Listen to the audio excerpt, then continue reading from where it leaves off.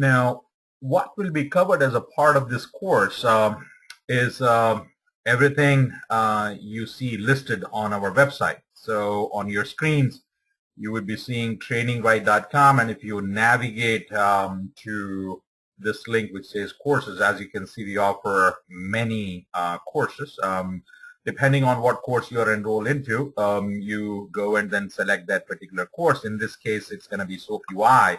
And when I click on that, and as you scroll down, you'll find who is this course for and what are the contents of the course in terms of the topics.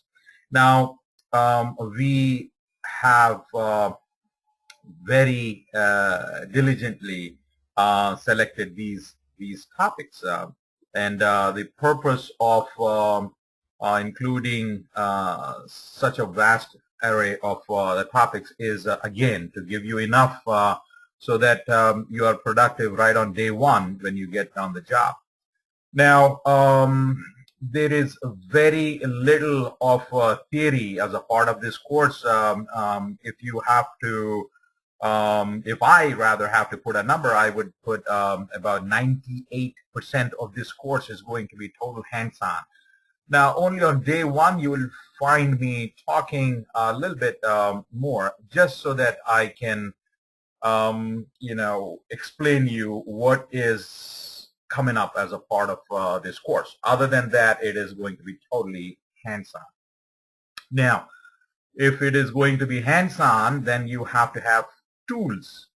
The tool that we will be using for this course is or can be downloaded from SoapUI website. It's a very good website, or rather a company, and we are using their tool for our web service testing.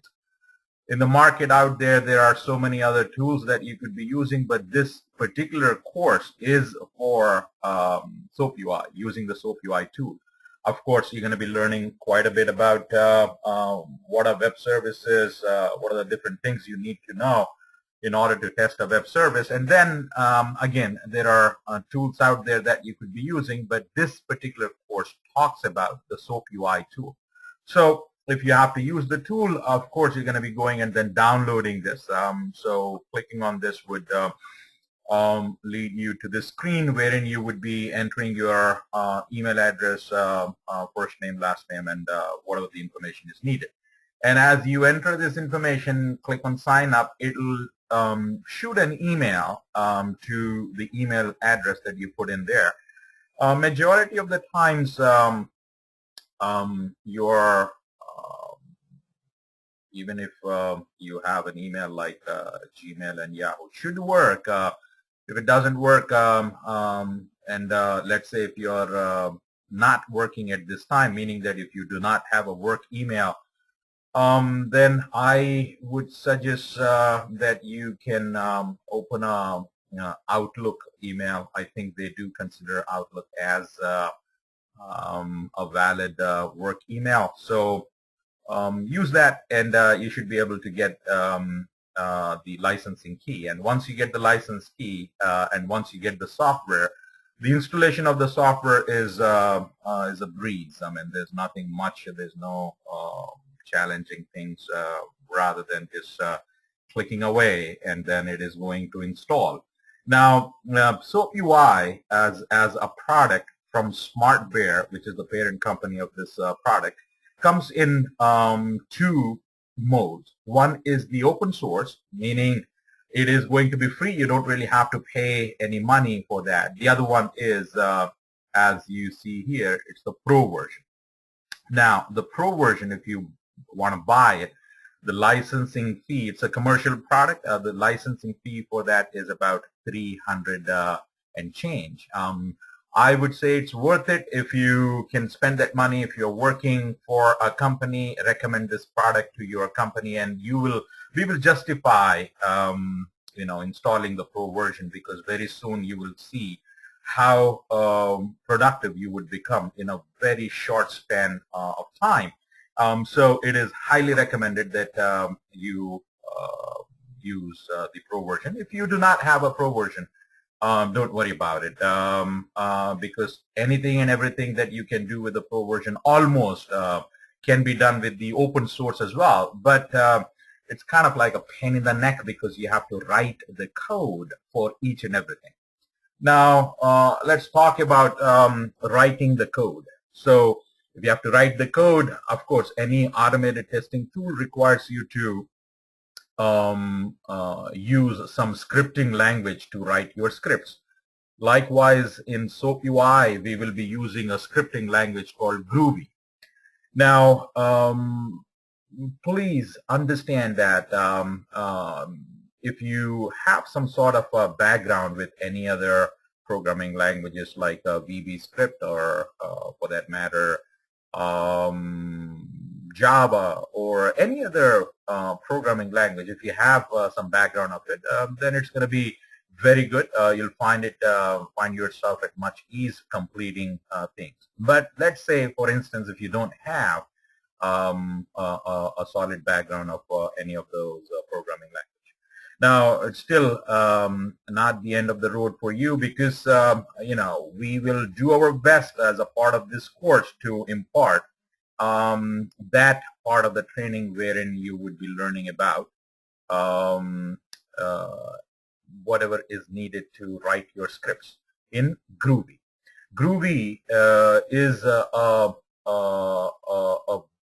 very good programming language for those who can understand and make the best use of it, because basically what it does is it helps you create frameworks, which we will be doing as a part of this course.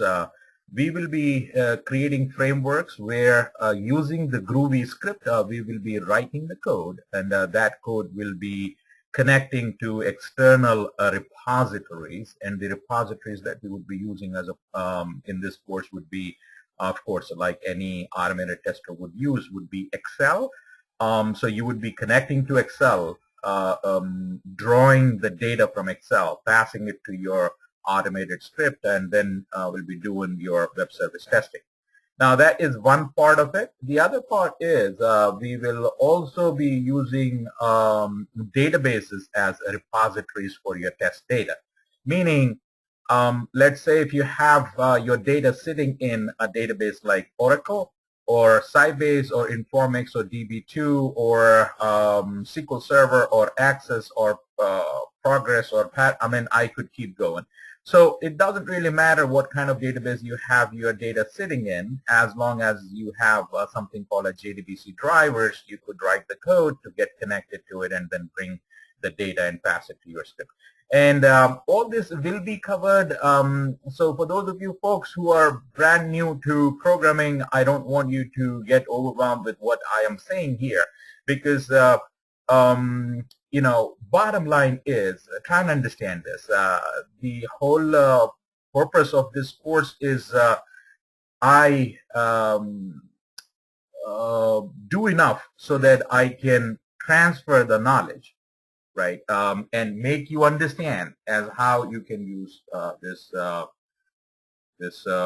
tool, which is a SoapUI tool, which requires you to know about Groovy scripting. So we're going to start off pretty basic as far as Groovy scripting is concerned.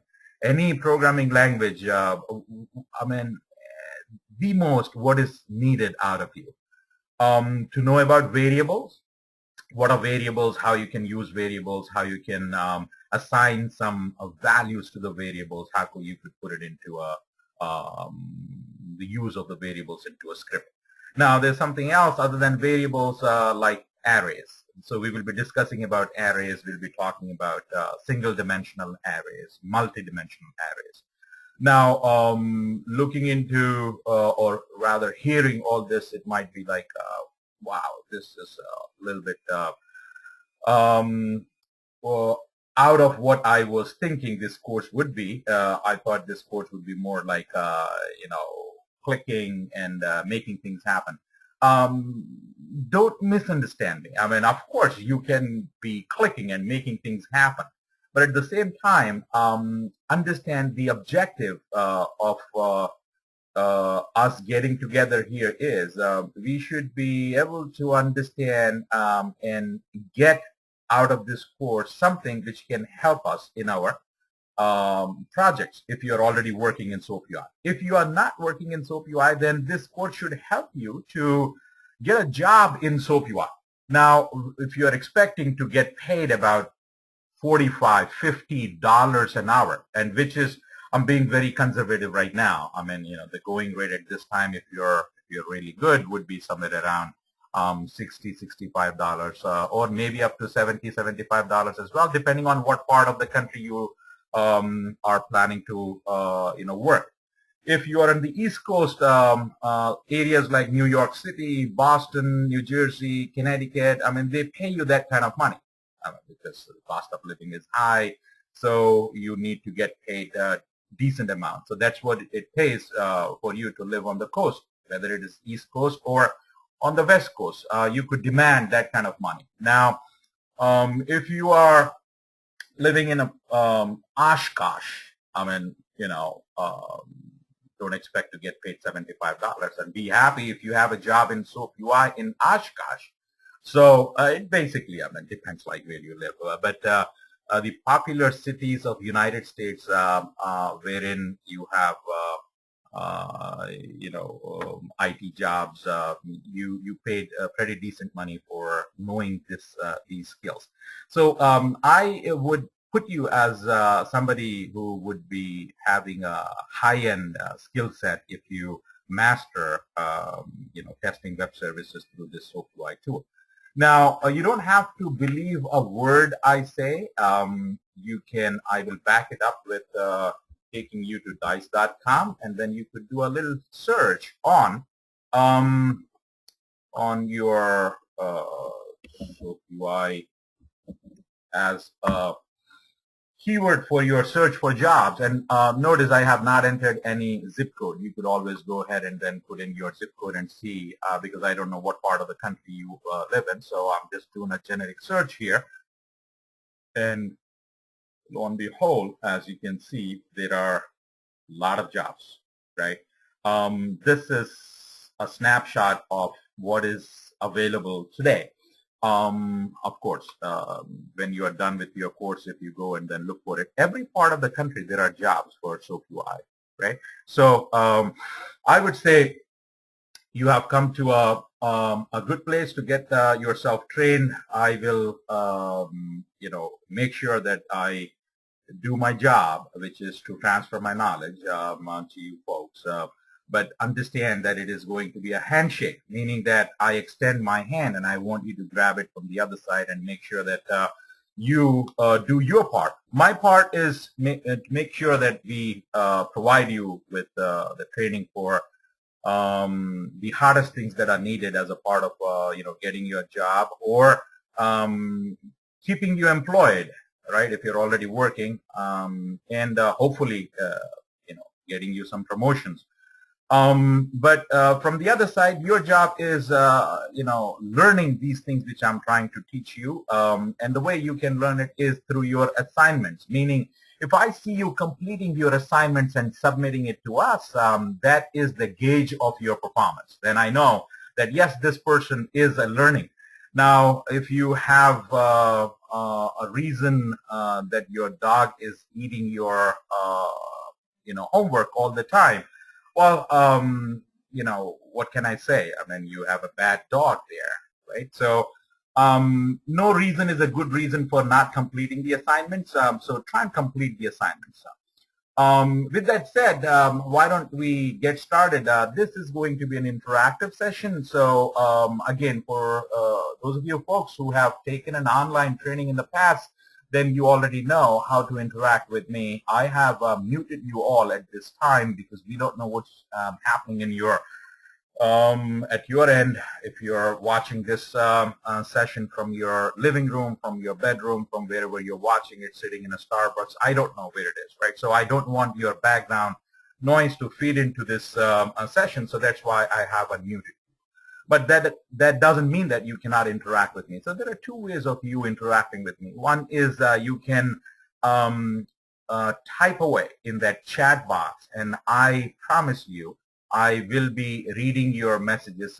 If I don't get back to you instantly, that doesn't mean that I'm ignoring you. Probably I have a thought that I have to finish. So once I finish my thought, I promise to come back and then address you. So I see that Bill is greeting me with an hello.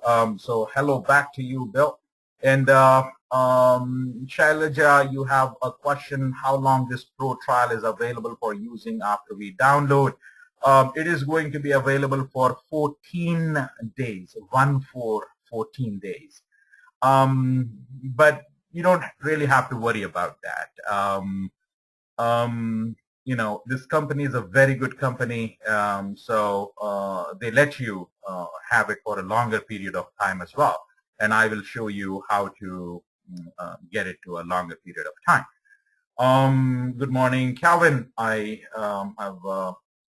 seen your message. I've already downloaded for 8 days. Don't worry about it. Do not worry about it. Even if you want this software to work for 8 years, we will see how to do it. Don't worry about it. As I said, it's a very good company. They will try to help you out as long as you want to use the software. So don't worry about that part. For completing the assignments, do we get mock services? I will give you access to the live web services. I will come to that in a minute. I will give you the access. You will, there is nothing like we will hold from you. We're going to give you a lot of stuff. You would, at the end of the day, you would really love this training. That is my guarantee to you, right? Because I will make sure that I will give you enough of it that you will get the best out of it. Do we cover reporting as well? Of course, we will cover reporting. In fact, many times it so happens that depending on the group I have, right, we have 16 hours, right, allocated for this training. So we're going to do our best to cover as much as we can in this 16 hours. But let's say, for whatever reason, if I am unable to cover a topic in this live sessions, that doesn't mean that, I'm cutting corners and, I'm not covering a particular topic. You will be given access to the videos from the previous classes, right? So again, we don't keep you in suspense as what is coming in the next session, or how to handle situations like that, because many times what happens is people they need it today, they need it now. They want to see how to do certain things today. They don't want to wait for 4 weeks for this course to end. Or for me to cover a certain topic on a certain day. They want it all today because they want to use it in their project tomorrow. So we have a solution for that. We will, once you enroll, once you make the payment, and all of you folks who have already registered would already know that we have already shared the videos with you from the past batches. So if you cannot wake up so early in the morning, I'm talking about folks who are in the West Coast, because for them the course starts at 8 o'clock in the morning, and I can understand it really takes a lot for you to get up at 8 o'clock and attend this course. So not a problem if you cannot, because this session is being recorded right now, and then we will be uploading the session into your account. So if you find time sometime during the week or during the day, you always could go back and watch this session. Likewise, you can watch the videos from the previous sessions as well. Now, let's say if a certain topic was not covered, because we cannot give you all the videos of all the batches that we have covered, because probably this is my 35th, 34th batch, right? So we've been doing it for years now. So I cannot give you each and every batch because, you would get overwhelmed. So what we do is, to maintain the quality, to maintain sanity, we give you about 2 batches from the past and the current batch. So that is going to be 3 batches So you would have all that. All right. So if you find that I did not cover a certain topic in those 2 or 3 batches from the past, just shoot me an email and then I'll give you the topic which you are looking for. Okay. So that's how we're going to be running this course.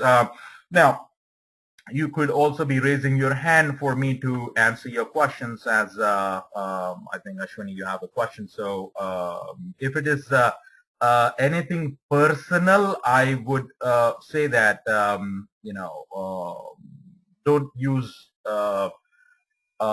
this forum or this live session to ask your personal questions. Sometimes people they raise their hand and say that, oh, I did not get this video. So, I mean, that is not helping 20 other people who are in this session. So anything technical you think that before you ask, it is not even going to help you, but help everybody else.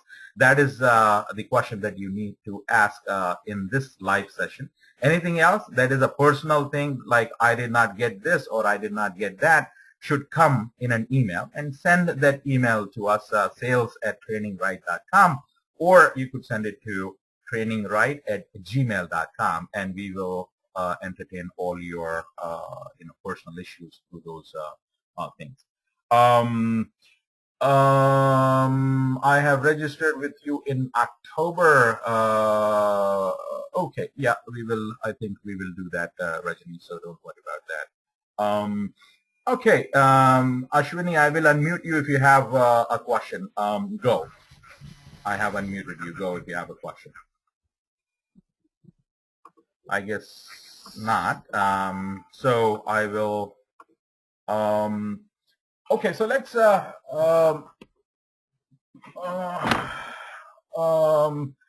There's a question from Calvin that is, can you please list the courses for a software QA tester that we need to learn?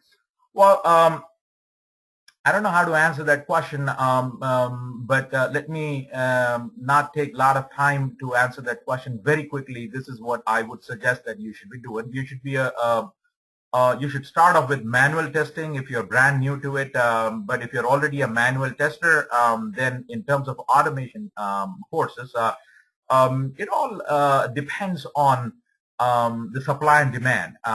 If you had asked that question, if you had asked that question about 2 years or 3 years earlier, then I would say that without even thinking twice, I would say that go for QTP. But today, I would rather not put QTP as the top 3 in the list.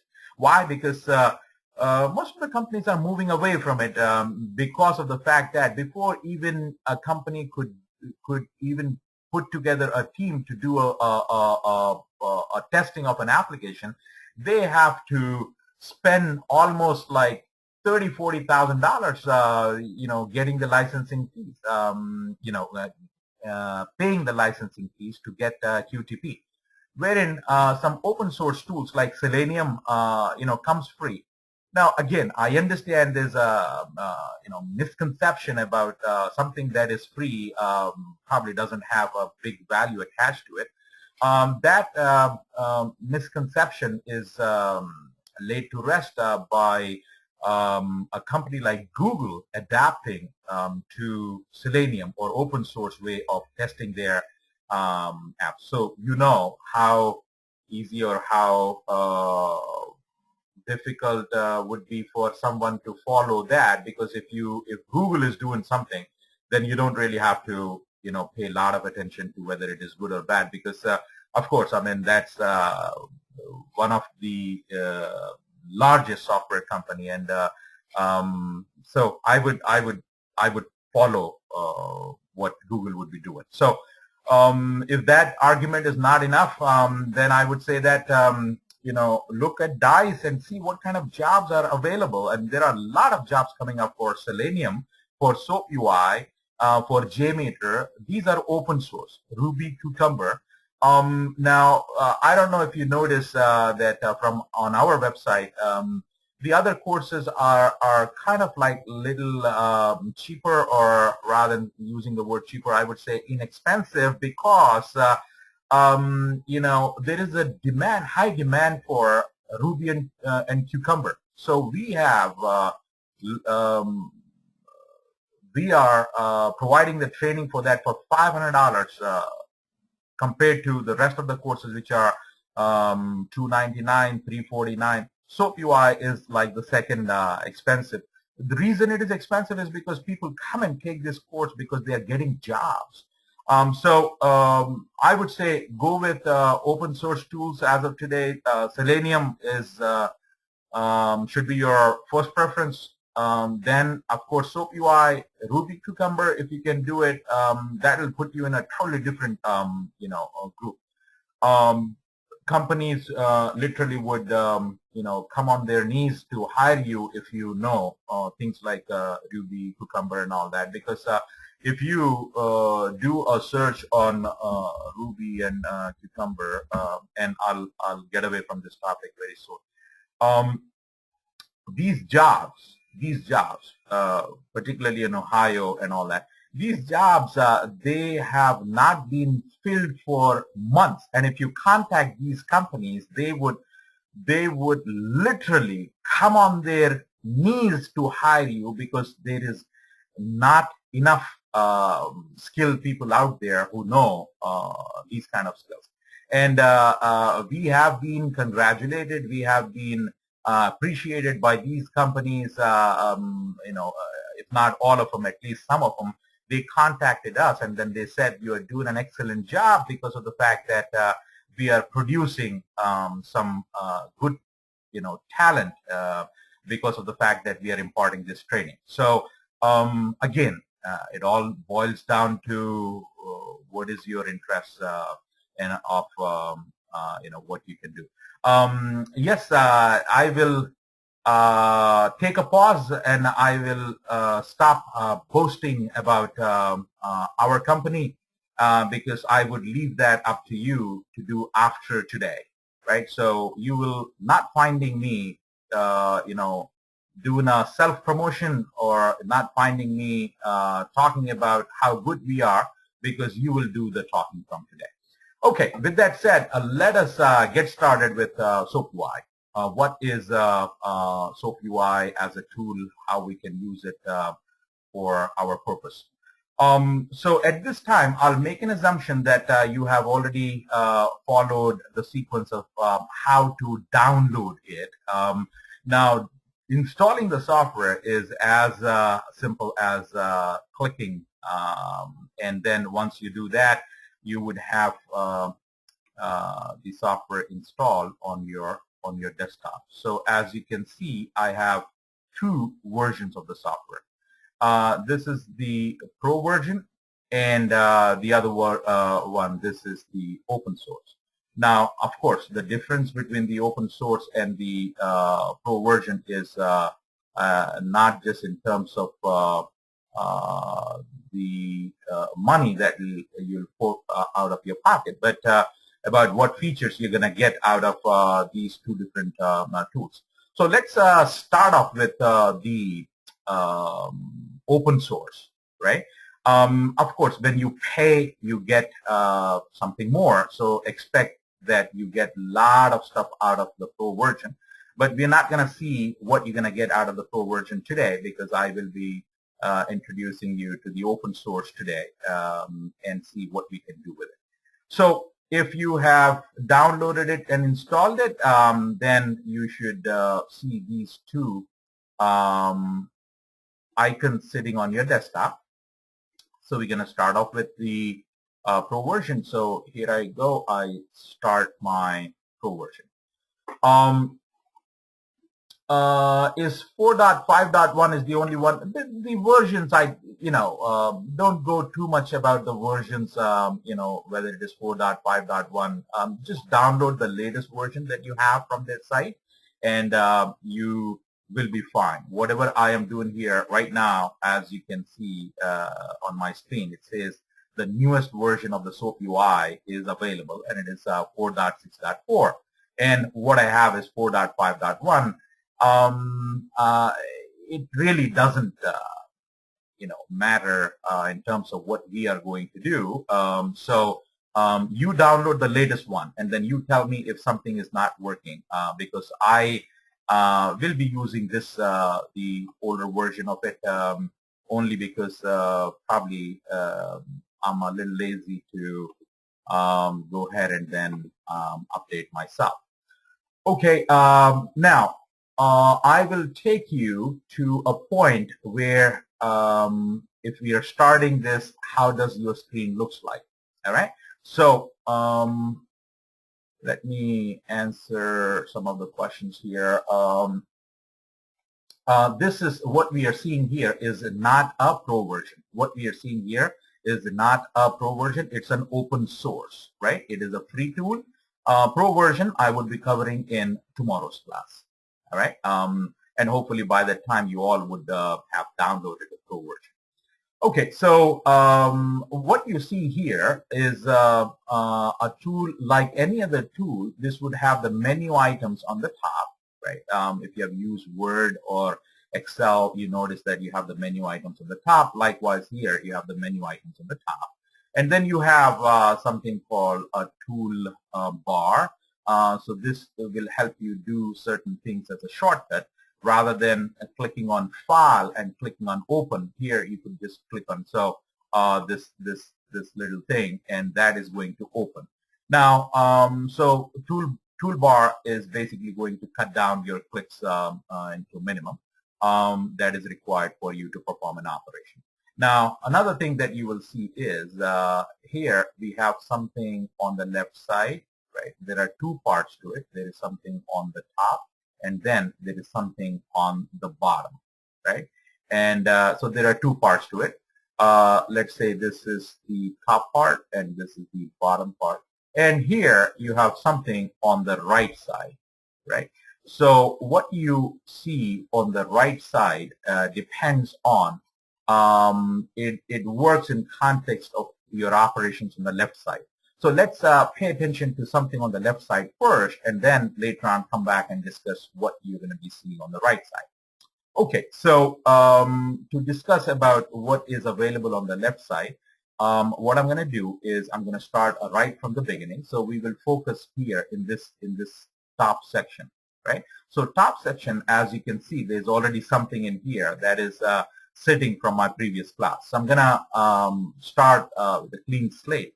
And that I will do by going into File, right? Going into File and starting off with something called a new workspace. New workspace. So every time you have a project, you start off with a new workspace. So what is a workspace? A workspace is basically an area where you're going to save all your work, right? It's a space which holds your work. Now, what is your work? Your work is nothing but SoapUI projects. So you will be seeing me very soon working on projects, SoapUI projects. So there is a hierarchy that we have to follow when it comes to doing work in this tool. So we're going to start off with what is called the workspace. So here's my new workspace. I click on that. It is asking me for the name of my workspace. Now, let's say if I'm working on a Bank of America project, so I'm going to say Bank of America, whatever you want to call it. This is my Bank of America, and let's say my project is I am doing some commercial loan, and this is the web service testing for commercial loan application, and we are doing a build. Let's say the version of the build is something like that, right? So this could be the name of your workspace, right? So you could start off that way. In my case, just to keep it simple so that we could always navigate back, and if you ask me any questions about a particular class, I should have a handle on what and where to find stuff. So my usual way of naming is I start off with a batch.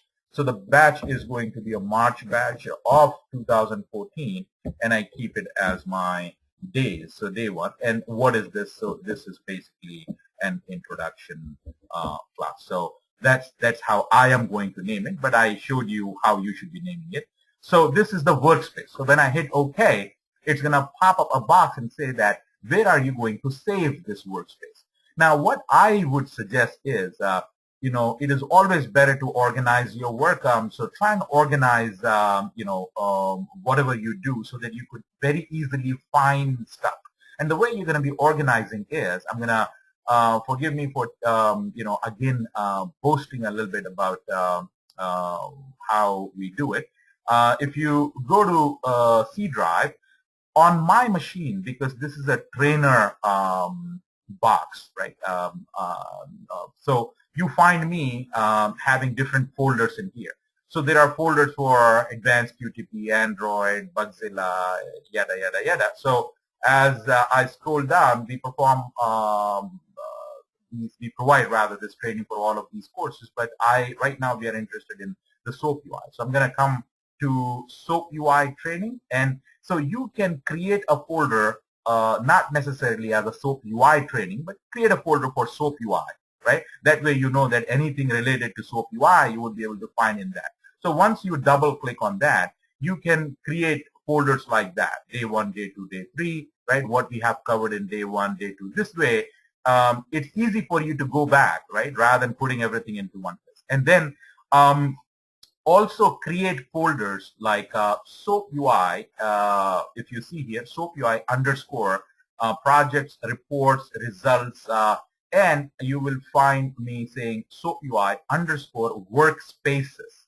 So if I double click on that, these are my different workspaces so far, whatever we have done. Right? So as you can see, right? So I am going to save in that workspace. So if I navigate myself to that folder in C drive, I have S as an SoapUI here. And in here, I'm going to take myself to that folder, which is the SoapUI workspaces, because I'm saving it into workspace. Here, I'm going to save it as March 2014.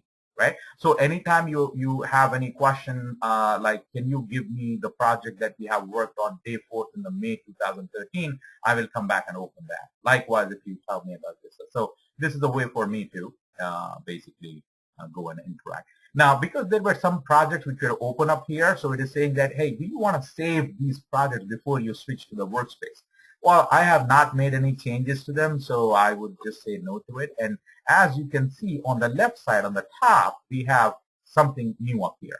Now, this very soon will become quite complex. You'll have a lot of stuff in here.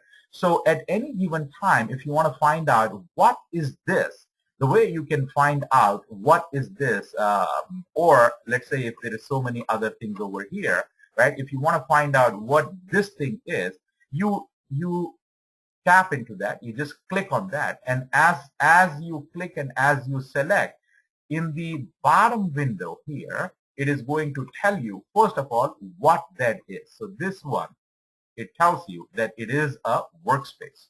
So it's a workspace, and then we are presently looking at the properties of this workspace. So this window can be called as a property window. So this gives you the property of any entity which you would be interacting with. As long as you highlight it, this will give you the details of it. Now, as any property window would give you, in this case, you have what is the name of it. If you have a description, you can type the description. Where can you find it, and stuff like that. All right. Okay. So far, what we have done is we have created a workspace rather. So once we have the workspace, the next thing we want to do is we want to create a project. Now, what sort of project can you create? Well, I want to create a project to test my web service. But I don't know what a web service is. What are the different types of web services that are available? Are there XML web services? Are there SOAP web services? What is JSON, right? What kind of web services like a REST service is? Can I test a REST service? Can I do JSON? So you have to have some sort of introduction to what is a web service, right?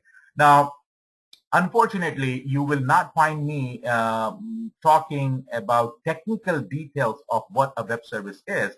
For that, you have Wikipedia, and for that, you have materials that I have shared with you. If you don't have the materials that I have shared with you, then you let me know because you should have that material that we have already shared with you. Now, where to find it? If you log into your Gmail account, right? Like I am doing right now, I am logging into my Gmail account.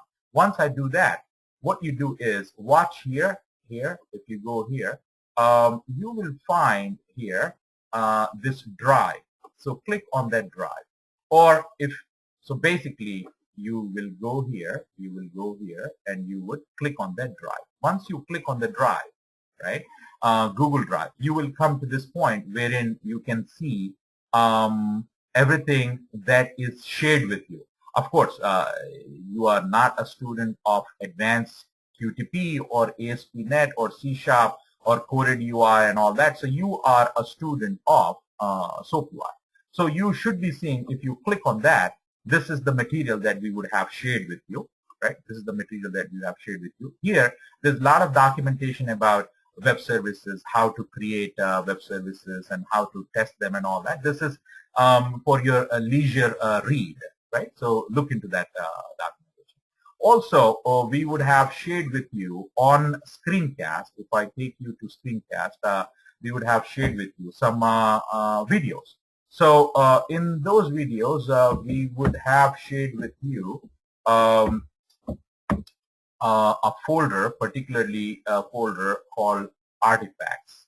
Again, me being the admin, you'll find on my screen so many folders in here. That is because of all the courses that we have been, providing training on. In your case, you will see access to the only folders that you have purchased from us. So, say for instance, probably you're going to be seeing access to something like SoapUI must watch videos, right? So if you go in here, you'll find a bunch of videos, and somebody was asking me about the reports and all that. So this is some introductory video. This tells you about the duration of that. Like this is about 46 minutes. Now, these are some supporting videos, meaning that whatever we will be covering as a part of the live class, this will give you some extra knowledge. So it won't hurt if you go back and then watch these videos again in your leisure time. You should watch these must-watch videos. More importantly, you should be watching the videos of the previous batches, and that is, say for instance, SoapUI. We recently concluded the SoapUI 2014 February batch. So probably we might have shared with you. So as you can see, there are videos shared as the day 1, day 2, day 3, day 4. So you should be watching those videos, all right? So whenever you have. And of course, after today's session, I will be creating a folder for SoapUI March 2014 batch, and we'll be uploading this video, and those who have purchased this training would find the access to that video. Now, coming back to what other folders you should have on Screencast, you should have access to this artifacts to download. This is a folder that we basically give out to all our students, irrespective of what training you have taken, because we put in here different softwares, different jar files, and anything and everything that is needed for you to get your job done depending on what course you are taking. So say for instance, if you are taking SoapUI, you might find yourself using this jar file, JXL jar file. This jar file is used to connect Excel from the SoapUI using the Groovy code. So when we come to that topic, when I have to show you as how to do that, I will be asking you to download the JXL jar file. Of course, you have the option of going and Googling it and downloading it from the internet. Many a times, people do that, and I strongly encourage that, do that. But if you are having difficulty finding the right jar file, then I have done that job for you, and I have kept it over here, so you could download it from here, provided you have access to it. So as you can see, there are, again, different files that are placed here for different courses. Okay, so I wanted to highlight that because we will be using a lot of stuff which is sitting in those in that folder, artifacts folder. Okay, now, so coming back to what are we going to test as a part of this project, we have to be testing some web services, right? So I have created some web services for you so that you can use those web services, and the location of those web services, where you would find those web services, what are those web services, is available on our Google group. Again, if you have already been given the access to the Google group, so you should be typing groups.google.com, and once you do that, you will come to this page, and over here in my groups, when you click on my group, because I logged in as the admin who had created this, so I am going to see all my groups. So I'm going to see my QTP, my Ruby, my TrainingRite QTP, and So we will be interested. You should be looking for this one, TrainingRite SoapUI Web Service Testing. Now, the way this Google group would work is, if you are looking for anything, right, you will most probably find that thing here, because like you, that question would have been asked by a student in the previous batches. So hopefully there is a solution for what you are looking for in our group. So you have to search for that topic first. So let's say I'm searching for something like database, right? So if you have a question on database. Now, there is a question here posed by one of the students. And how do I connect to the database? I'm having an issue connecting to the database. So if you click on that, you will see this thread wherein people have posted some screenshots, and they have given some details as to how to do it, so things like that. So you will find that. So at any time, if you're looking for something, look for that over here, like connection details. When you click on that, here it shows you some details about, it's still loading, about that particular topic. So you basically get the idea. So here it is. It'll give you all the details of that. Now, let's say you are looking for the URLs to the web services that you want to test. So I would say URL, right, for web services to test, right? So when you type that, now it's something here, WSDL to test web services. So when you click on that, here are all the web services that you would be testing, right? So you can be using one of those, and then you could be testing our web services. Okay, now before we get to what we are going to test as a part of our project, because I will go and create a new project, I have to explain you a little bit about web services. So my explanation, I'm going to keep it, to a minimum, so that we can quickly come in and see as how to do a test in today's session, right? And to do a test for your SoapUI web service would require you to create this project. So right now, I don't want to create the project because I want you to know what we are testing. Okay, and about what we are going to be testing, here is the deal. Basically, when you are going to test a web service, you need to know three things about that web service, right? First of all, you need to know A, B, and C of the web service. Now, I mean, some of the cultures, they use the word ABC as a way to make their point of letting you know that you have no idea of anything. If they say it in a statement like, "What are you talking about? You don't even have an idea of this. You don't even know ABC of something," right? So that means that you have absolutely no idea of that particular topic. Now, excuse me. What I meant by ABC here is different from that. this ABC literally means something. So you, before even you start touching a web service to test it, you need to know A, which stands for the address of the web service. You need to know where the web service is hosted, right? Where the web service is hosted. Where can you find this web service, right? So basically it is also referred to as the endpoint.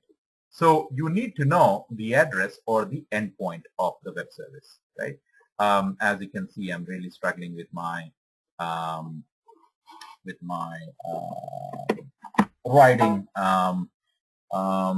Okay, so I hope it is making sense. This is endpoint. So A stands for the address or finding out where the web service is hosted. So the you can basically point to that web service, and then you got to know something about binding, right? Binding of the web service, right? And C stands for your contract. Now, what the heck is binding and what is contract, right?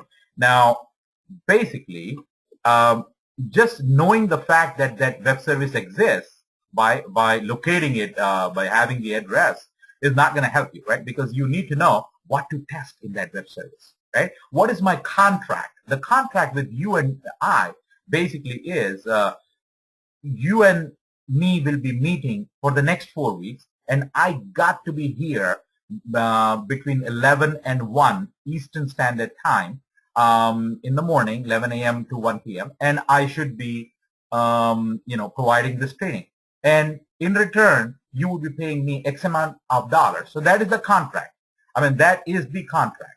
So if I, as a trainer, do not provide or do not adhere to the rules of my contract, then I'm breaking the contract.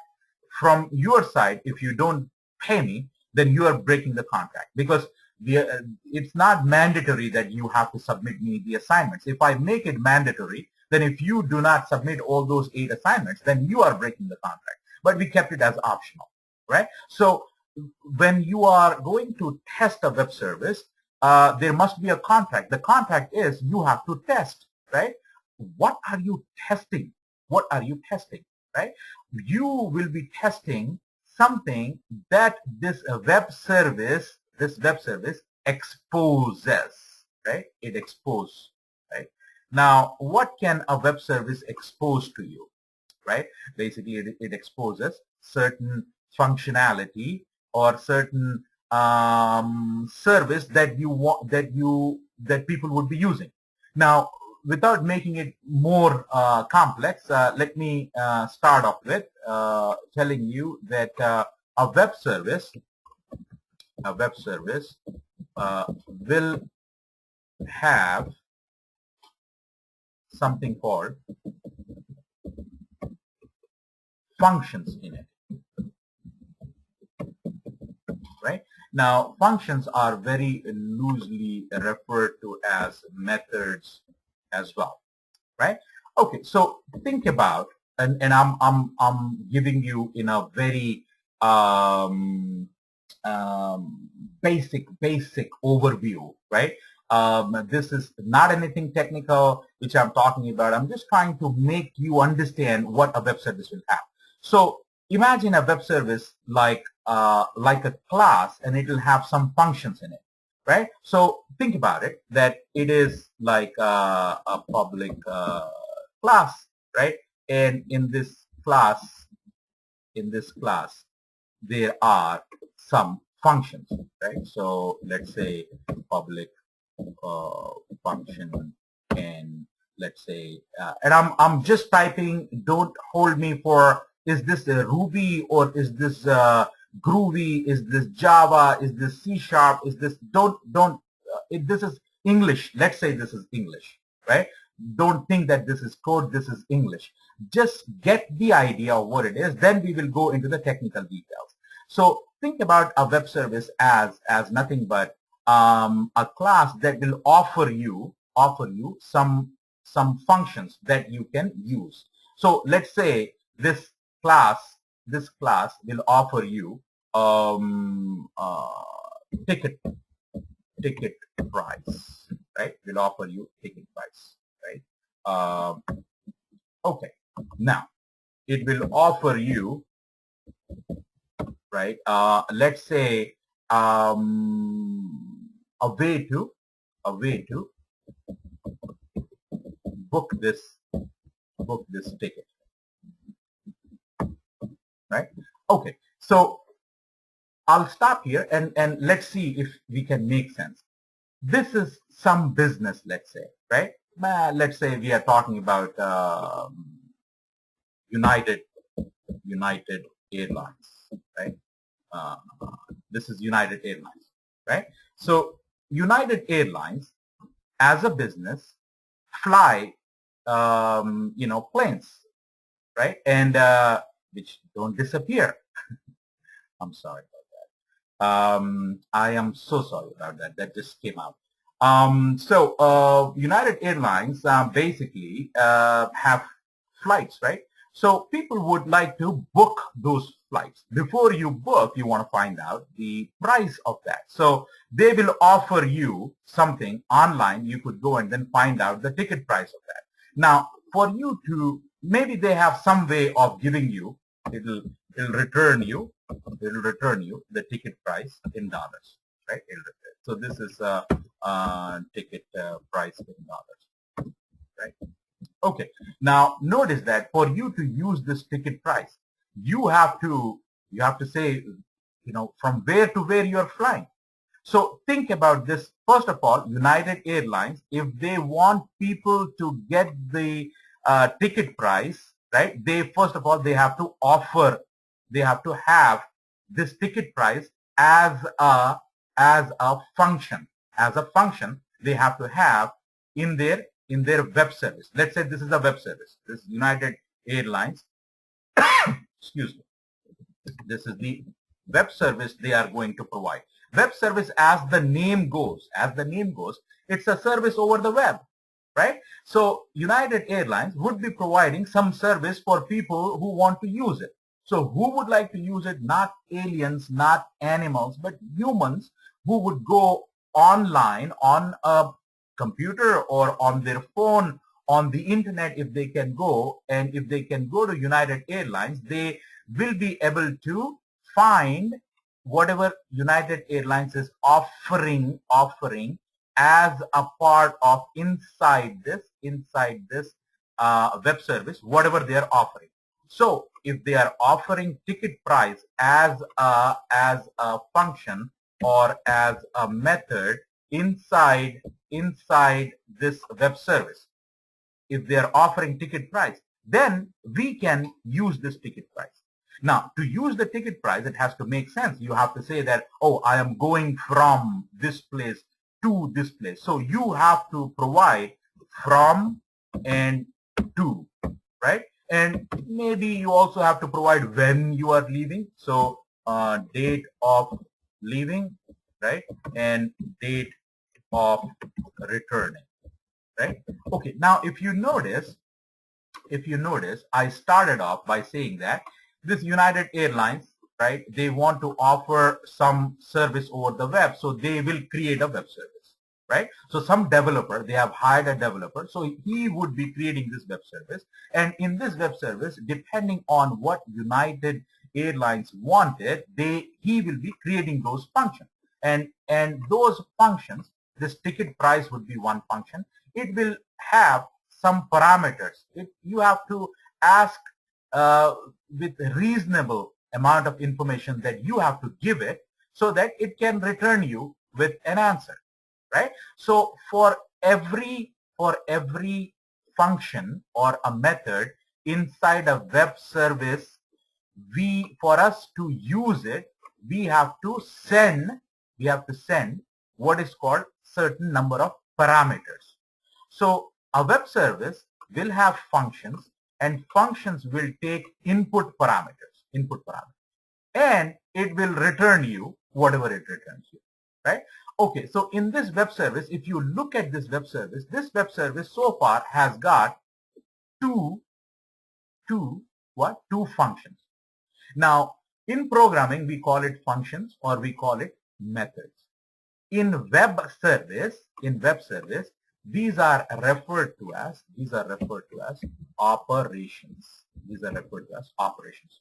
So basically, in a web service, you will have one or more operations, and operations will, you can use that operation, you can call that operation by sending a, right, we call an operation or a method, right, by sending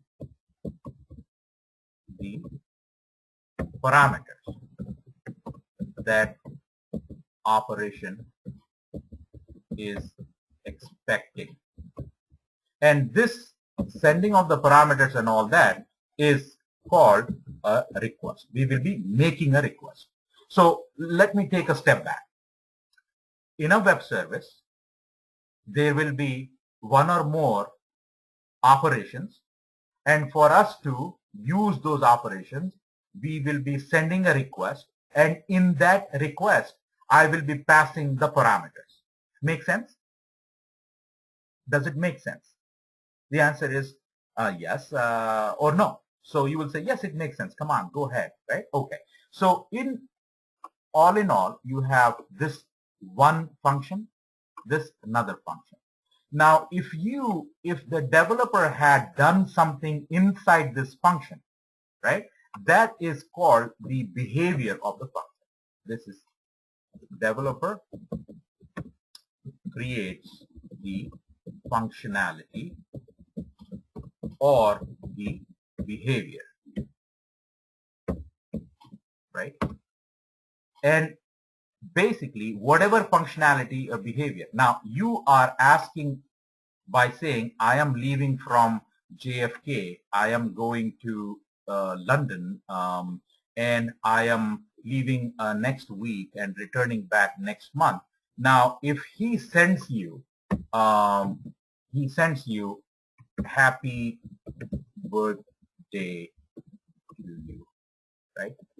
Now you are like, you're not only upset, you are like, what is this? What happened to United Airlines that, I was expecting it to send me a ticket price, and it is saying happy birthday to you. I mean, I like the fact that, they are wishing me, on my birthday, but I was expecting something. So the question here is, when you make a request, you expect, right? We expect a what? Response. And that response has to be meaningful, right? Meaningful. Okay, so far, some of the buzzwords that we have looked into is web services will have operations. Operations expect parameters. Parameters are passed to the operations through a request. And when I make a request, I expect a response, right? So far, so good. So far, so good. Now, yeah, if you have a question, okay, if I will unmute you, Ashwini. If you have a question, I will unmute you. Go ahead with your question, because I see that your hand is raised. If you have a question, I will answer that question. Otherwise, I will mute you back. No, please continue. Okay, thank you. All right, so I will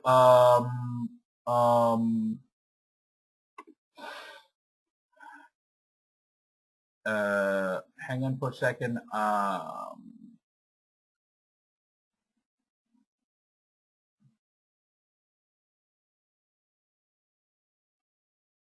Yeah. Don't worry about that, Ashwini. Yeah, don't worry about that.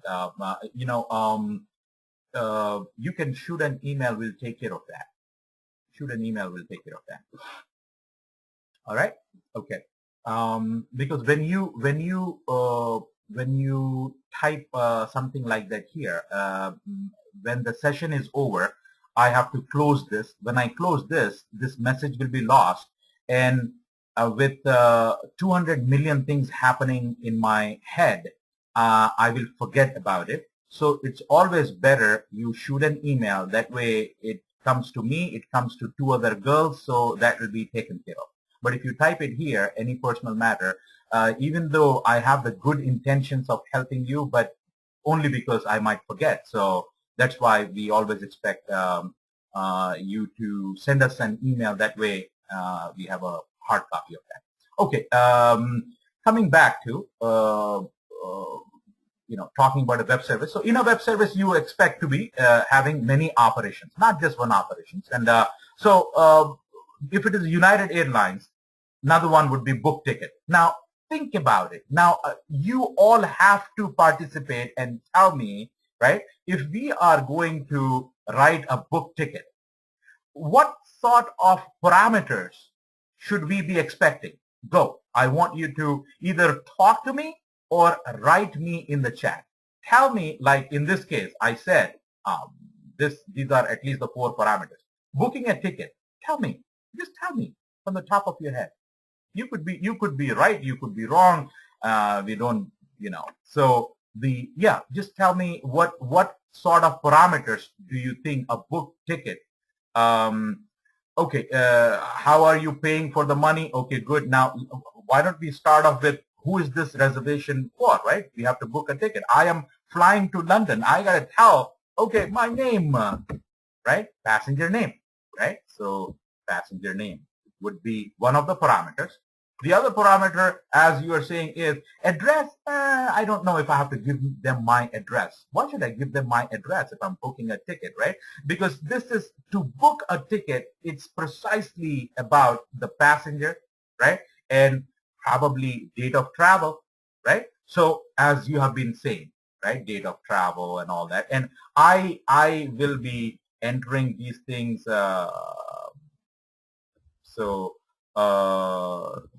Travel date, return date, right? Number of passengers, right? And from where to where, right? Now, if you see from where to where would be, say, for instance, to airport, right? But before to, where am I leaving from? From airport, right? And as you can see, passenger name, travel date, return date, number of passengers from airport to airport, right? So these are what? These are what? These are the parameters. Now, the guy will take the parameters, the developer, and he being very smart, developer will write the code here that probably is taking this data and storing it into a database, and it will generate a confirmation number, right? Okay, with a message of your ticket was booked successfully, something like that. All right. Okay. So you get the idea. You literally get the idea. So this function, which is book ticket, will take arguments, and developer will do whatever he has to do. But the return is the confirmation. This is more important, right? Return is the confirmation and the message, right? Okay. So what we as testers are interested in is we want to find out if it is working fine or not. Is it returning happy birthday to you, or is it saying like, I just used that happy birthday just like that. It could be any message. It could be nothing is coming back, or it could be like they could be depositing like millions of dollars in your bank account. If this is not United Airlines, if this is like some bank account, this is like Chase Bank, right? Or this is like, you fill in the blank for the bank, right? And that bank will have some functionality. And if the developer is feeling good that day, he might write a code where he would add a 0 to the deposit, and we all will be happy campers because we deposited like $100, and then all of a sudden I have $1,000 in my bank account, right? Now that will be a real big nasty bug, right? So we got to go and then find out those bugs as testers. So how can we find out those bugs as testers? We have to go and then test what? Test this web service, right? For this operation. And this operation takes the right amount of data we need to pass. Okay, so now that you have some idea of it, let me take you to another point where we are testers, right? So when we are passing the data, right? When we are passing the data, when we are testing the data, we need A, B, and C. A is the address we already know. Now, B and C was little bit questionable. Contract and binding and contract, right? Now, this binding and contract, all this information, let's say I'm not going to tell you what is binding and contract right now because I'll show it to you what it is.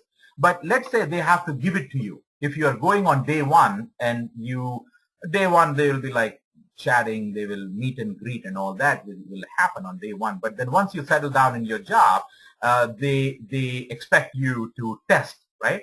And because you're expecting a paycheck at the end of the week or 2 weeks, right? So they want you to test. So if they are telling you, okay, you know what, John, I want you to go and then test this web service. Now you would ask for what? You would say that, oh, okay, I'll do that. Can you give me, now you don't say ABC. You don't say ABC. You don't say, can you give me the address binding or, you don't say that. You say what? You say, can you give me the wisdom? Can you give me the wisdom? Now you would say, what is the wisdom? So this wisdom is basically web service description. It describes about your web service, right? It's a web service description language. It is a document. It is a document that is written in XML and it describes everything about the web service. So you would ask for the wisdom. So here is the deal. We have to go and we have to test those web services, right? So here's the deal. Let me take a wisdom. Let me take a wisdom. So here is my wisdom and I come back. So I say that, hey, you know what, John, here is the wisdom. So he emails me the wisdom and I will take the wisdom and I will put it in the browser and I copy paste and I hit enter. And I'm like, wow, oh my God, what the heck is it?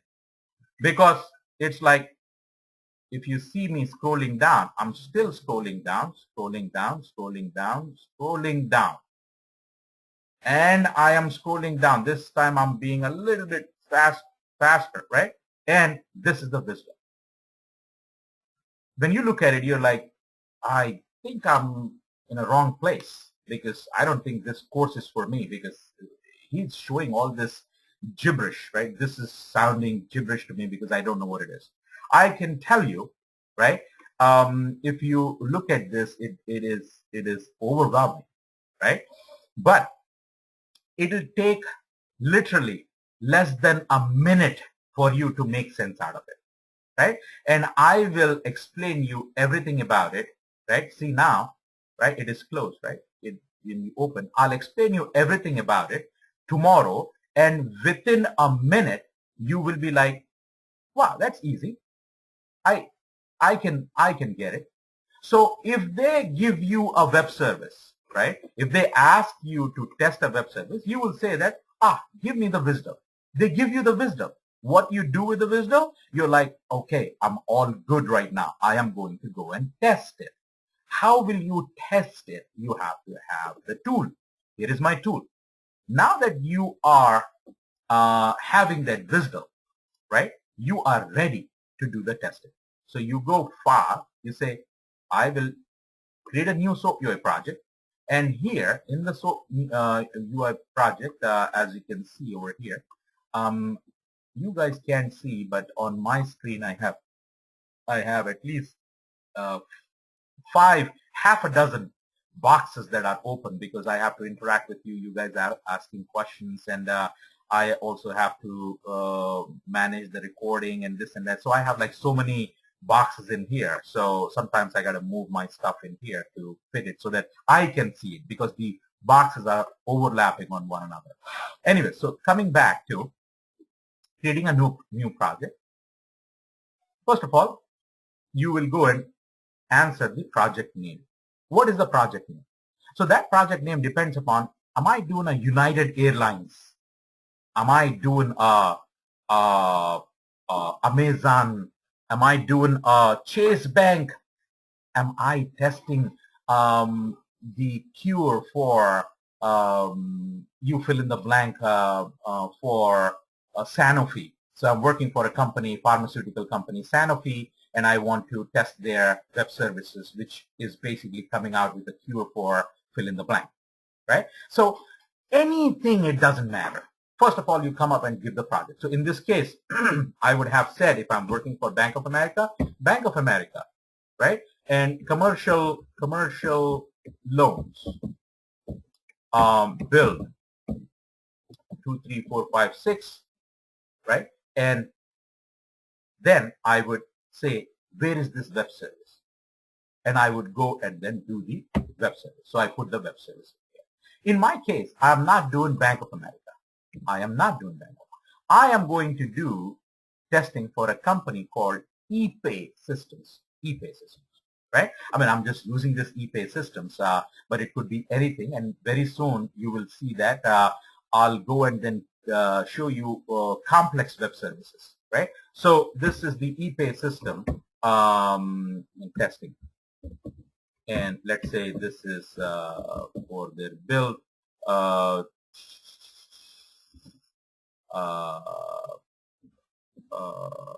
Okay, something like that. Okay. All right. Now that we have named it, we have our WSDL in here. Next thing is there are some questions that are being asked to you, right? So the first question is create request. Do you want to create this request? So it is saying that, hey, do you want me to create some sample request for all operations? Do you understand what it is saying? Operations. Well, let's come back. Operations. Do I understand what is an operation? Okay, so it is saying that this is an operation, something like that. So ePay system might also have some operations. So do you want me to create some sample request? Request is something which we will send to that operation. So do you want me to create that? Yes, I want you to create that. So we select that, right? Now, do you want to create a test suite? Now, I'm not going to get into these things one at a time. So we're going to start off here pretty basic, and then we'll get into everything else as we move along. So over here, once I select that, it is connecting right now. And in a minute, it got connected, right? Less than a minute, less than a blink of an eye, it got connected. And what you see here is I will collapse this, and this, collapse it. Now, you will have an idea what you're looking at. If I ask you, what is this TREPay SOAP 12, can anybody tell me what it is? Where would you look for what this entity is? Now you would say that, you already told me where to look for. It is here. So it is an interface. It's an interface, right? It's an interface. So anything you want to find out, there's an easy way to find out. The way you can find out what it is you just go and then tap on it. Now you will say that, this is an ePay system project we are talking about, right? This is an interface, And now that brings us to an interesting topic, and that is, what is an interface? What is an interface? So far, we talked about ABC. In ABC, I talked only about A. I did not show you much about B and C, because that I will show it to you when I discuss about WSDL. We talked about WSDL, and I talked about operations, right? Operation or operations. I talked about request, right? I talked about response. I talked about WSDL, right? Let us see what this interface thing is. What is it, right? Okay. Now, if you want to turn your, while driving, if you want to turn your wheel, right? On the left, um, what is your interface? How would you do that? How would you do that? I mean, you can always say that turn left, and at least we have not come to a stage that it can do it automatically. But we have to have two hands, right, for a normal person, and there must be something like a wheel, and you have to turn the wheel. So your interface to turning left or right is that wheel, right? That driving, that is protruding out at you when you sit on the driver's seat. You have this round thing that you turn right and left.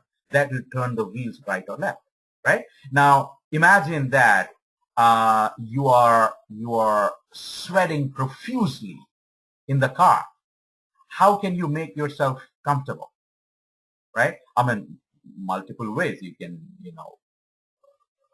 you are living in a third world country, probably you don't have air conditioning there, so you have to roll your windows down, right? But let's say if you have all the means, right, then what you do, you look for where is air conditioning, right? And you try to look for it, and then you turn it on, and then you're happy, right? So you're looking for those interfaces to interact, right? How do you interact with a web service? Through its interface. So interface is nothing but it exposes the operations, right? And the requests of those operations with the parameters that need to be passed. All right. Okay. The parameter spelling is wrong. Okay. So basically, what you have is through the interface, I know everything about a web service because it exposes the operations. Whatever operations are there, it will expose, and then it will also give you the request, right, of those operations with basically the parameters that needs to be passed. So in simple words, you have these. If I expand it, it's in a collapse mode right now. If I go to this one and expand it, I see that this is what? This is an operation. So this web service has got 1, 2, 3, 4, 5, 6, 7, 8, 9, 10, 11, 12, 13, 14, more than a dozen operations. So a real life web service probably would have like 25, 30, 35 operations that you need to test. Right? Now, do you agree with me that if you know as how to test a single operation, chances are you pretty much know as how to test more than one operation, right? So why don't we concentrate on a single operation, make sure that we understand everything about it, then apply whatever we have learned about it to the other operations. So do you expect me to show you about each and every operation here? Answer is no. I will show you 1 or 2 at the most, and the rest you will do it if you have time. Otherwise, you'll say that, yes, I think I got it. I got it. So I don't really have to, keep doing it 20 times because I know what it is. So let's get to know what it is. How will we go and test an web service? If you bind the web service to the endpoint, so we have connected to the endpoint through the address, and once we connect it to the endpoint, it is exposing through an interface all the operations, right, which is a part of the contract. So the contract here is all operations, right? So in the contract, now they might have the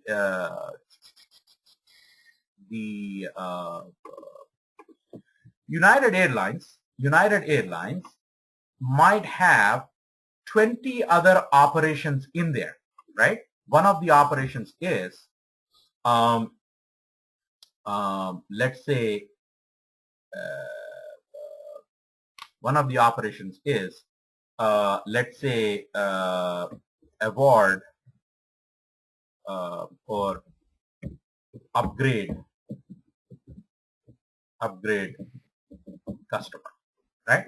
Okay, upgrade customer is a function, and maybe it's an internal function, right? It's an internal function which they don't want to expose it uh, for the general public to use it, right? So it might have some functionality. So there are operations which are not a part of the web service for general public to use it, right? So some of the operations might not be exposed for people to use it, right? So whatever is in the contract, right? Even though this web service as of now has this, but it has not been upgraded or it has not been exposed to the public. See that, public? So maybe it's something like a private, right? It's a private function. It's a private function or a method, right? So if something is a private function or a method, and if it is not exposed as a part of an interface, right? So that is not there in the contract. So in the contract, coming back to in the contract, all operations that are exposed as a part of the interface, right? So does it make sense now? So there might be some operations that are for internal use, not necessarily made as that. So they are not exposed yet, right? So a contract, basically, a contract would expose, contract is all the operations that are exposed as a part of the interface, right? And binding will have all the details of the types of the parameters. Now, you would say, what are you talking about? The types of the parameter, right? Okay, parameter as an example. A parameter is what? A parameter is something that the data that you are passing, right? Number of passengers, right? Could be a parameter. Now, what if somebody types ABC into it and sends ABC? Can ABC or XYZ, can XYZ be the number of passengers? Is it meaningful data in this context? No. What do you expect? Can this be minus 5.3? The answer is no. Come on, man. It's not meaningful. It has to be meaningful. So what is meaningful? Something this number of passengers can store. So when number of passengers is created, it is created as something, let's say as integer, right? As integer. So this is the type of data this parameter can hold. So if I put integer, people cannot put XYZ in it. People cannot put minus 0.7 in it, because it has to be an integer, a number like 1, 2, 3, 4, 0, whatever it is, right? It's a number, right? So here, binding will expose to us all the operations and the types of the parameters that we are passing. So what parameters are we passing? We are passing, let's say, depending on the operation. If the operation is ePay system, if the operation is ePay system, and these are all the, in this operation, if the web service is rather ePay system, and if the operations are all these operations, let's take a look into one of the operations, which is a sale. Now, you're making a sale, and this is a ePay system. It's a credit card processing company, let's say. It's a credit card processing company.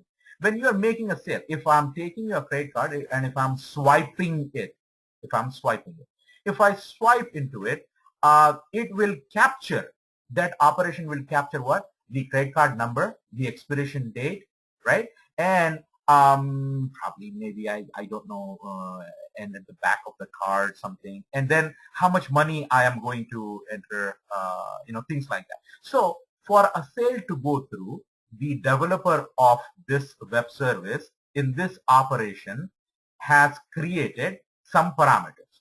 Now, how do I know what those parameters are? Now, for that, we have this wisdom. Tomorrow I will be discussing with you about this, right? See here, this is a sale. In a sale, it is saying that there will be, it's a complex type, and it is like a string, month, year, amount, and these are all different types. String data type, string data type, string data type, double data type, because it's an amount, right? So this is how, tomorrow I'm going to explain you all of this, right? Tomorrow I'm going to explain you. So tomorrow, just looking at it, just looking at this document, you'll say, you will be whistling tomorrow. You would be like, this is absolutely nothing. This is why I'm so scared of this whistle. This whistle, give me 30 minutes and I give 30 minutes, 30 seconds, and I will give you everything about wisdom. That's what you will be saying tomorrow, not me. All right. Okay. So as of today, we are going to find out about what this sale as an operation has stored inside it, right? So let us expand sale. If you recall, at the time of creating the web service, I said, give me a sample request for each operation. So for each operation, this is the request, request, request, request. This is because of the settings we selected at the time of creating this web service. Now, let us look into this sale. First of all, what is this sale? Can anybody tell me what is sale in this context of what I am doing right now? In the context of what I'm doing right now, what is sale?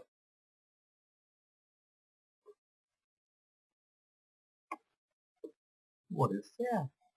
What is sale? Okay. In the context of what I am doing right now, in the context of what I am doing right now, I will rephrase it. In the context of what I'm doing right now. So what is sale? A sale is an operation. Don't give me English. English, I know. What is a sale? What is a transaction? I know. Sale is an operation. In the context of what I am doing right now, it is an operation. It is an operation, right? Sale is an operation. So an operation, going back and looking into this, and you tell me now, or an operation, whoa, what did I do? Yeah, an operation. So we said these are operations, right? These are operations. So sale would be something like that. In the ePay system, it will be something like that, right? Let's say if I have to write the correct code, sale. So when the developer had created sale, he would have created. Now, you and I, we don't have to look into the code. You don't have to look into the code. You just understand how it would be, because of the fact that sale is an operation, because it has been exposed through the interface as an operation. It has been exposed through the interface as an operation. And this operation, is it taking any parameters or not? That you will know if you look at the request. So here is my request. Let me explore. Let me explore what the request consists of. Here we will start to see some interesting thing that will appear on the right hand side. On the right hand side, it will appear on the right hand side. So as you see, if I go ahead and if I double click on the request, here I am double clicking on the request, and you see something appearing on the right hand side. Okay, what is appearing on the right hand side? You see something, this is something that looks like, I don't know, what is this, soap, and this basically is, what you're seeing is XML, right? Soap envelope. This is something called XML soap envelope. So XML soap envelope. Now you're like, what is this? There's so many new things he's throwing at me. I don't know what is XML SOAP envelope. Well, that's fine. You don't know what is XML SOAP envelope. That is perfectly all right, because that's where we will be starting tomorrow, talking about what is an XML SOAP envelope. For now, I'll make it a little bit easy for you so that you have a happy feeling when you leave this session. Without going into the technical details, it is as easy as this, right? Wherever you see these question marks, right? Right? In there, you put in your data. So what do you think this data is? This data is about the sale. Right? Now, if I take this part away for a second, whatever you see here, that will be the same for every request. If I go in here, authorization, if I double click on the authorization, and if you see, it's the SOAP envelope, header, body, and end of SOAP envelope, header, body, right? And if you come back here, right, it is the same. SOAP envelope, header, body, end of SOAP. So anyone will be here. So what is inside here?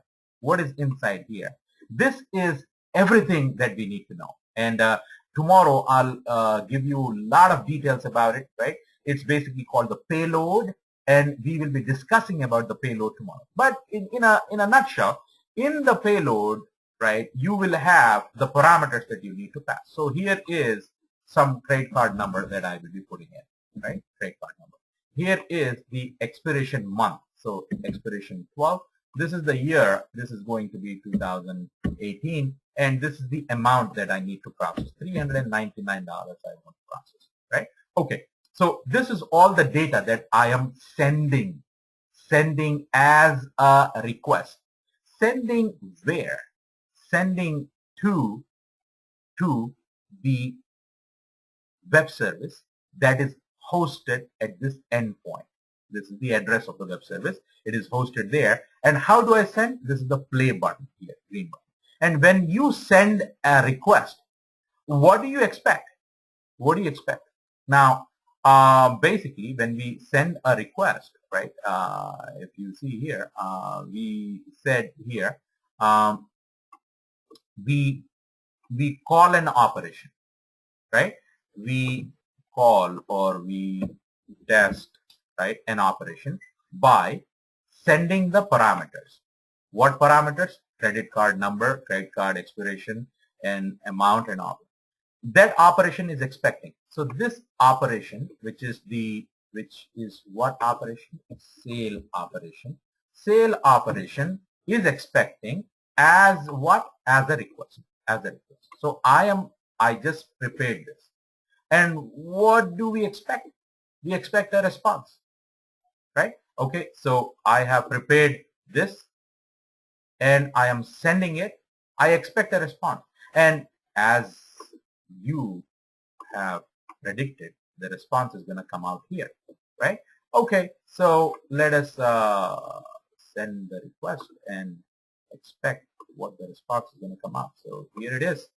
And lo and behold, what you have here is the response coming back, saying that this transaction was approved with an approval code of that,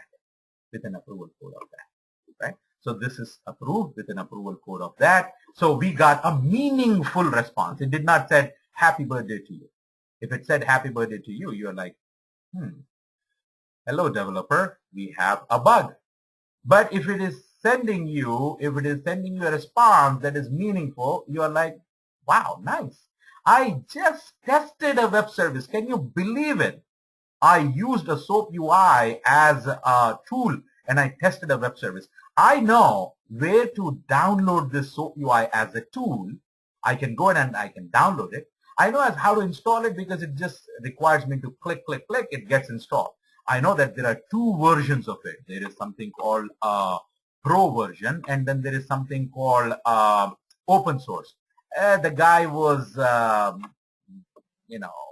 not helpful enough. He did not show me much about the Pro version, did not show me anything about the Pro version, but he showed me something about the open source. I know as how to how to test a web service with a open source. I open it, right? I open it. Once I open this is a new instance, by the way. I know that there are a couple of things that I got to do. I basically got to go and create a new workspace. So the way I create a new workspace is I just say new and then I give a new workspace. Right? This is, let's say, day one, and I call match 2014 and intro. Right? So I create that. I save it in a folder. So this folder would be my SoapUI folder, and in the SoapUI folder, I know that I have to save it in something called a workspace. Okay, I saved it there. After I save it, I know to test it, it's simple. It's very simple. Basically, you just got to go to File, just say New SoapUI. You have to have a WSDL, and I know that there are a bunch of WSDLs that they have shared with me. So I can go and take that WSDL from here, right? Take this WSDL from here. So I took the WSDL from there, and then I basically come in and paste the WSDL. As I paste the WSDL, I noticed something new that the guy did not tell me, and that is when you paste the WSDL, it takes from whatever is the name of that web service, it automatically populates that. I can append something to it, saying like it's a web service test project or something like that, right? And once I do that, I selected or I took the default setting. It said create sample request for all operations. And when I do that, it is connecting. It exposes to me the interfaces. I don't know why we had two, right? He never told me about two. But anyways, I have two. What? I just forgot what it was. It was an interface, right? I got two interfaces.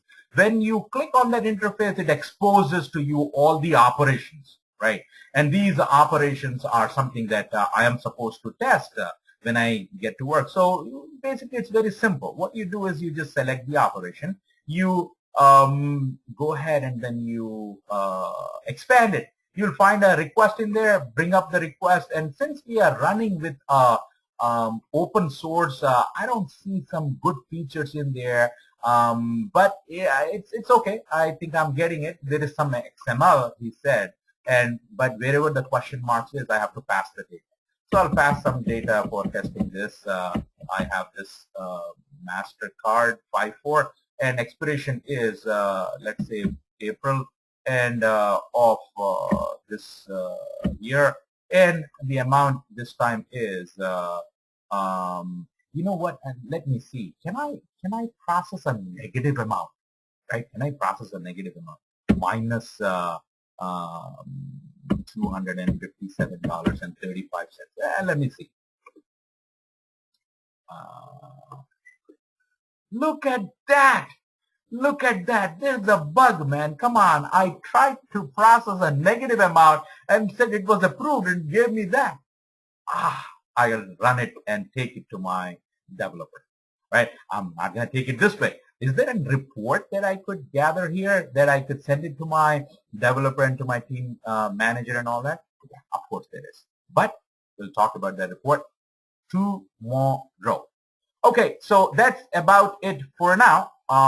So today we did whatever we did. So let me take your questions if you have any. If you have any questions, go ahead, ask me those questions. For those of you folks who are sitting on the edge and still not decided whether to take this course or not, I think this should give you enough information whether you should go for this course. Day one, this is what we have covered in day one. By the time, I will go ahead and toot my horn here right now, all right? And forgive me for doing this because I have to. If I don't, then who else is going to do it for me? So I will toot my horn and say this, that by the time you get out of this course, there are a couple of things in your life you were very, very satisfied with and happy with your decision, right? You will include this in one of those moments because this is gonna take your career in a totally different direction, right? There's nothing nowhere, but you will be going up and up and up and up, and you will be learning quite a bit as a part of this course and any other course that you happen to take from us from TrainingRite.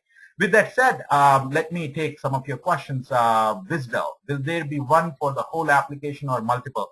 Yeah, there will be many Visdels. It all depends on the company, how they do it. And I will talk a little bit more about the Visdels tomorrow. But to answer your question, the question is, regarding the Visdels, will there be one for the whole application or multiple Visdels for the whole application? That basically depends on the developer or on the architect. They could be creating one Visdel for one operation, or they could be putting all the eggs in one basket. So it totally depends on that. So as long as you have a Visdel, you can test anything and everything you want. The assignment for the day is as follows.